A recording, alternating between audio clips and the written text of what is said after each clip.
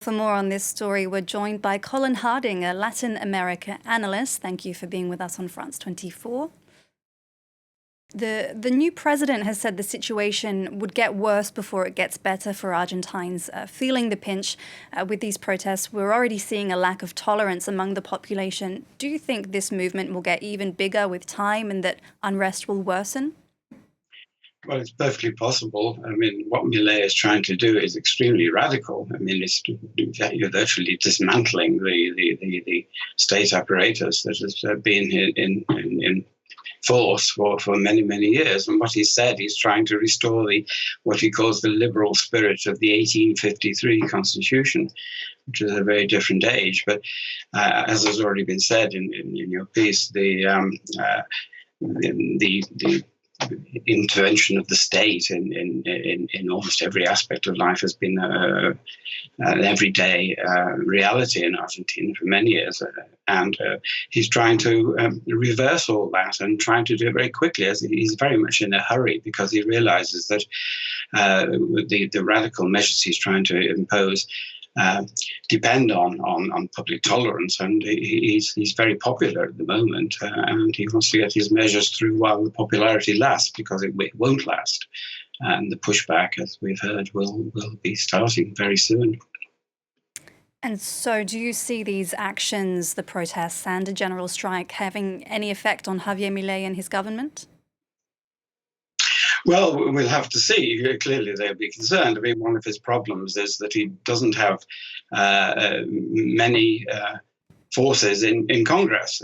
He's dependent very much on the experience of people who call themselves the cooperative opposition, i.e. they're opposition parties, but they don't want to be seen to be obstructionist. They don't want to be getting in the way of the president. So they've got lots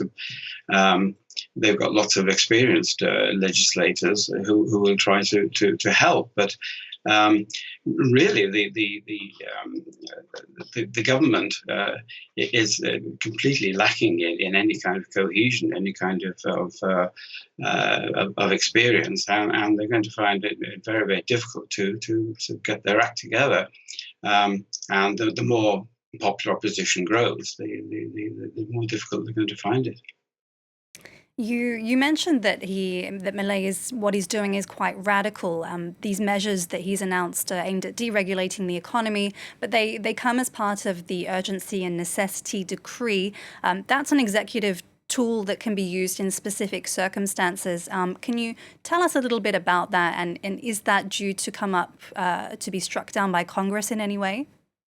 Well, it has to be ratified by Congress. Yes, it's under a provision introduced by a previous government that in emergency situations the president can assume legislative powers, and this so-called omnibus law, which one commentator has said is more than an omnibus; it's more like a container ship. It's so vast and imposing that he will be able to virtually rule by decree for the whole of his term, for his four-year term, if this is ratified by Congress, which does appear to be very unlikely. I mean, there's a lot of uneasiness, even among people who are sympathetic to Milei, that this is really not in line with the rule of law and with the Constitution, the present Argentine Constitution. So it's a very difficult situation. But if he were to be given these powers, he could. It's really like an enabling law, which enables the president to do what he likes. But I think that is most unlikely to get through in its present form. Well, there are more than 300 measures as part of this deregulation of the economy. That seems like a hefty amount. Milei himself only listed about 30 in his speech. What are all these measures, and could they be deemed all necessary?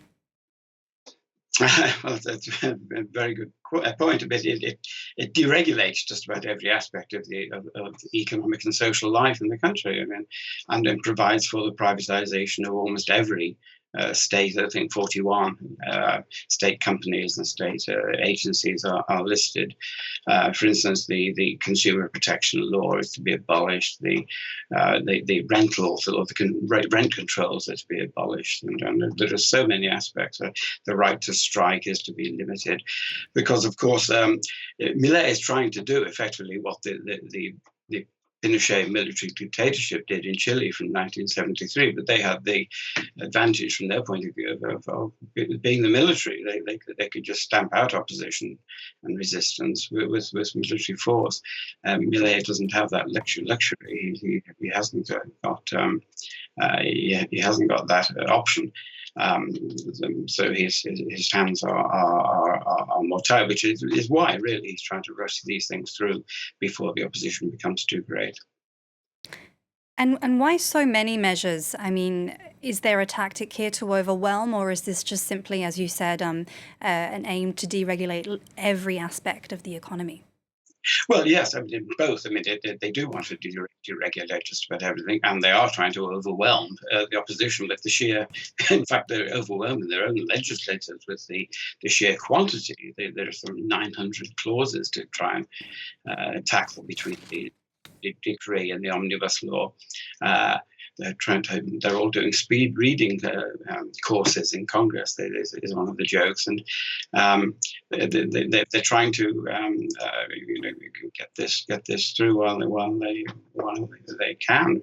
It's an enormous undertaking, and it's very unwieldy, and it's going to be very, very difficult to manage through Congress, where the opposition is starting to get its act together, and the cooperative opposition, those broadly sympathetic to Milei, do have a lot of objections to particular aspects of the proposed legislation. So, as somebody has already said, it's a full year of intense congressional work to go through this, and to try and get it through in a few days, as Milei says, is impossible.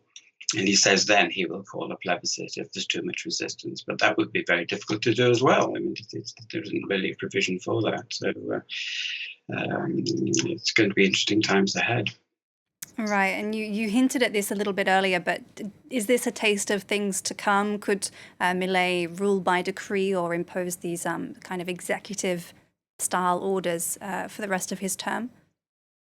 Well, I mean, if he's desperate enough, he might try that.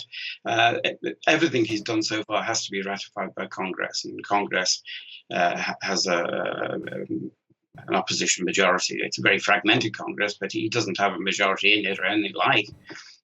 So his measures are going to be pulled apart and debated, and he hopes to be able to introduce emergency measures by decree and not have Congress blocking him. And he might try to call a plebiscite if he is blocked, but we'll have to see if that's what happens. Colin Harding, thank you for your insight on France 24.